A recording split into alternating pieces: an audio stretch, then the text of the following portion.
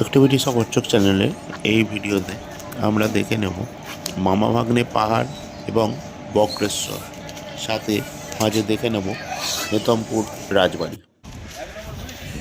প্রথমে আমরা আপ হাওড়া সিউড়ি হুল এক্সপ্রেসে দুবরাজপুর স্টেশনে নেমে সেখান থেকে মামা ভাগ্নে পাহাড় আমরা যাব।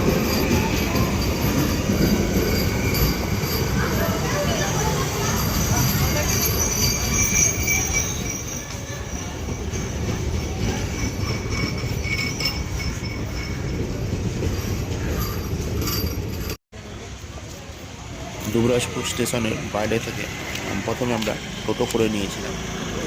পাহাড়ে ভাড়া পড়েছিল 20 টাকা। চলে এলাম মামা ভাগ্নে পাহাড়ের সামনে, গেটের সামনে।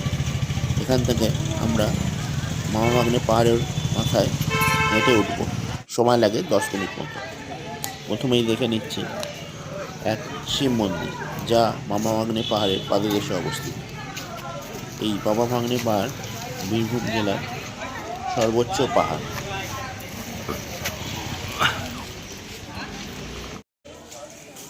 এবারে পাহাড়েশ্বরী মায়ের মন্দিরের পথে হেঁটে উঠব।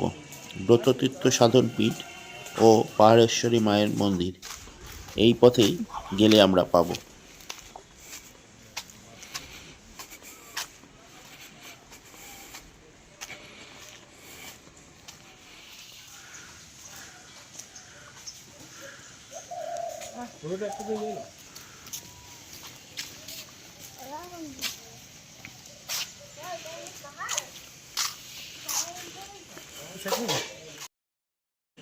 ধীরে ধীরে এই জঙ্গল এবং ছোট বড় যে পাথরখণ্ডগুলো আছে তার মধ্য দিয়ে হেঁটে হেঁটে পাহাড়ের মাথার দিকে উঠতে থাকলাম।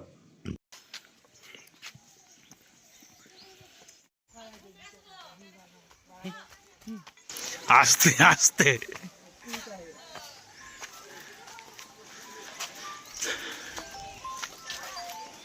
হ্যালো।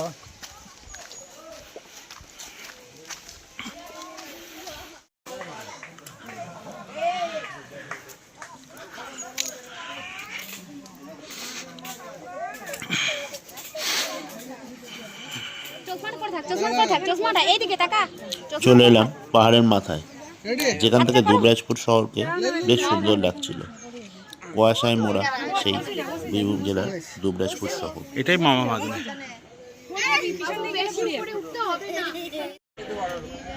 এবার ধীরে ধীরে সিঁড়ি বেয়ে নিচের দিকে নামার পালা।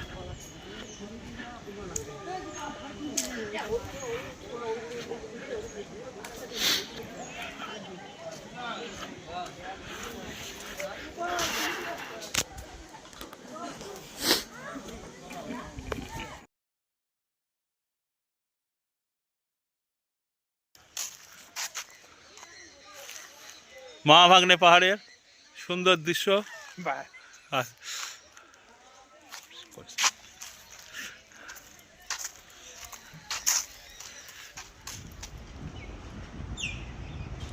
টোটোতে মামা ভাগ্নে পাহাড় থেকে চলে এলাম হেতমপুর রাজবাড়ি, যা হেতমপুরে অবস্থিত। টোটোতে জনপ্রতি 20 টাকা করে ভাড়া পড়ল।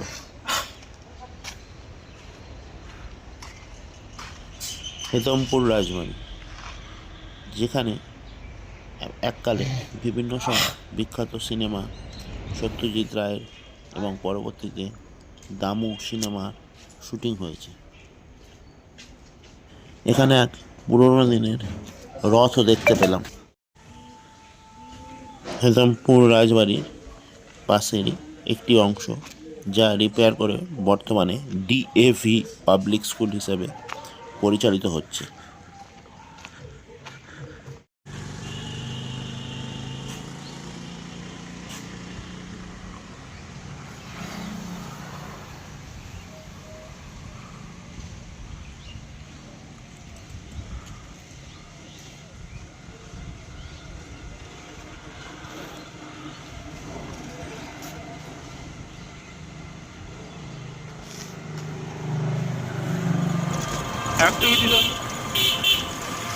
কি সুন্দর দৃশ্য রাস্তার, আমরা এখন হেতমপুর রাজবাড়ি থেকে বক্রেশ্বরের দিকে এগিয়ে চলেছি।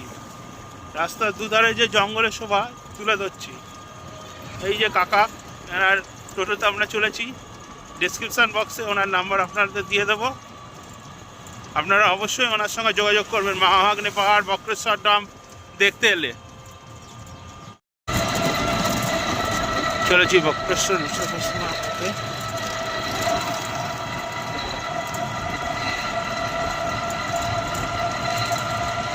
দুবরাজপুর বা হেতমপুর থেকে বক্রেশ্বরের দূরত্ব 14 কিলোমিটার মতো, আধ ঘন্টা সময় লাগে। চলে এলাম বক্রেশ্বর ধাম। প্রথমে আমরা উষ্ণ প্রস্রবণ দেখে নেব। প্রবেশ মূল্য মাত্র 10 টাকা। ওখান দিয়ে আপনারা যেটি দেখছেন সেটা পুরুষদের জন্য উষ্ণ প্রস্রবণ, মহিলাদের জন্য আলাদা জায়গায় করা আছে। দুটি আলাদা স্নানঘাট, একটি পুরুষদের, একটি মহিলাদের। আর কি ঠান্ডা লাগছে রে পায়টা।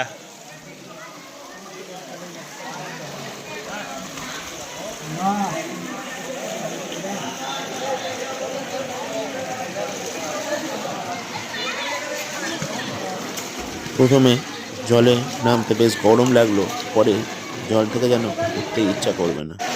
উষ্ণ প্রস্রবণের সামনে দাঁড়িয়ে একটা ভিডিও নিলাম।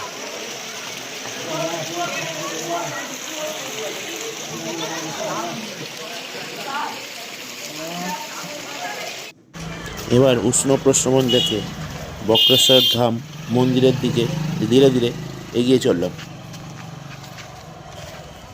এখানে বক্রেশ্বরে মায়ের জোড়া ভুরু পড়েছিল, যে কারণে এটা সতীপীঠ হিসেবে পরিচিত।